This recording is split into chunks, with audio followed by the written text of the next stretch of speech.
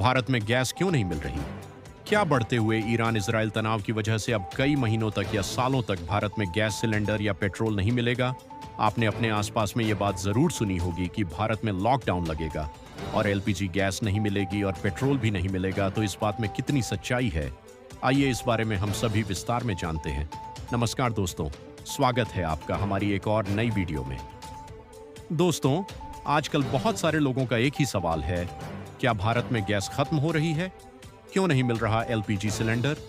और सबसे बड़ा सवाल, गैस कब तक फिर से मिलना शुरू हो जाएगी? अगर आपके मन में भी यही सवाल है तो इस वीडियो को अंत तक जरूर देखें। भारत में गैस पूरी तरह बंद नहीं हुई है, लेकिन हाँ, कई जगहों पर देरी और कमी जरूर देखने को मिल रही है। अब जानते हैं इसके पीछे की असली वजह अंतर्राष्ट्रीय हालात है।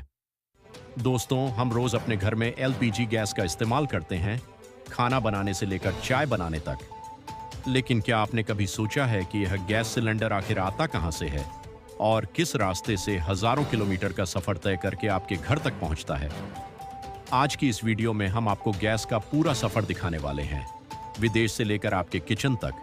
आज की इस वीडियो में हम आपको गैस का पूरा सफर दिखाने वाले हैं, विदेश से लेकर आपके किचन तक। तो वीडियो को अंत तक जरूर देखें। सबसे पहले समझ लीजिए, भारत अपनी जरूरत की लगभग 60% से ज्यादा एलपीजी गैस विदेशों से आयात करता है।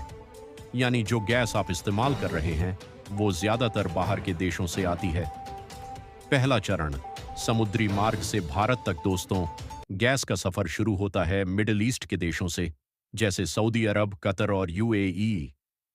इन देशों में बड़ी मात्रा में गैस का उत्पादन होता है और वहीं से एलपीजी को बड़े बड़े जहाजों में भरा जाता है।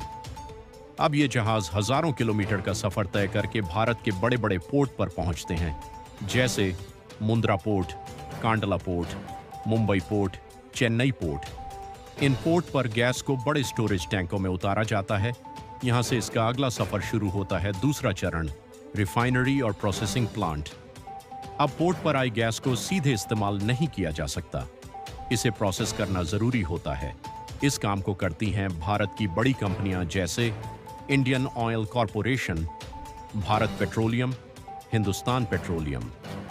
इन रिफाइनरी और प्लांट्स में गैस को साफ किया जाता है, उसमें जरूरी केमिकल मिलाए जाते हैं और इसे सुरक्षित तरीके से इस्तेमाल के लायक बनाया जाता है। यहीं से गैस को आगे भेजने की तैयारी होती है, तीसरा चरण, पूरे देश में ट्रांसपोर्ट। अब सबसे बड़ा काम आता है गैस को पूरे भारत में पहुंचाना। इसके लिए दो मुख्य तरीके होते हैं, बड़े tanker truck, LPG tanker, railway wagon, train. ये टैंकर और ट्रेन गैस को देश के अलग अलग राज्यों और शहरों तक लेकर जाते हैं।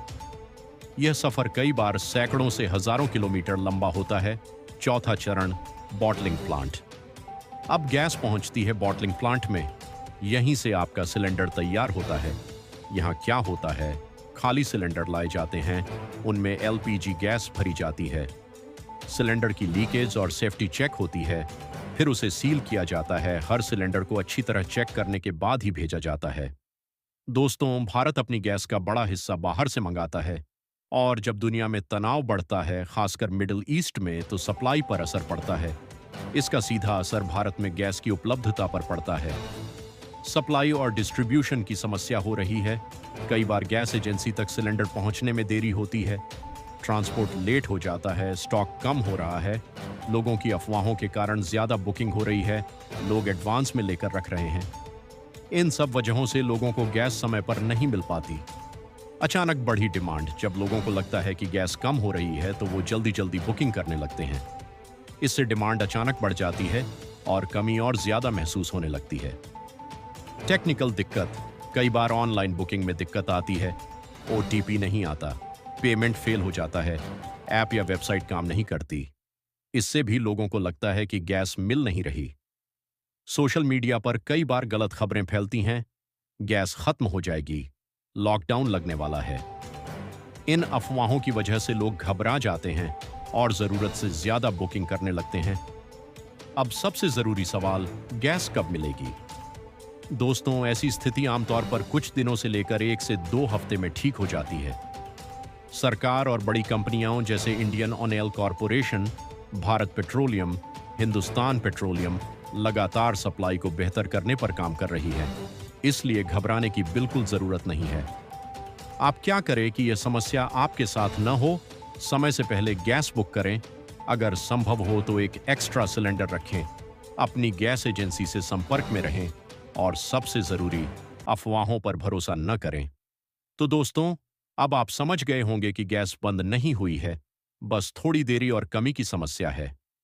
लंबे समय में भी ऊर्जा राशनिंग, ईंधन बचाओ अभियान या कीमत बढ़ोतरी हो सकती है, लेकिन पूर्ण लॉकडाउन नहीं।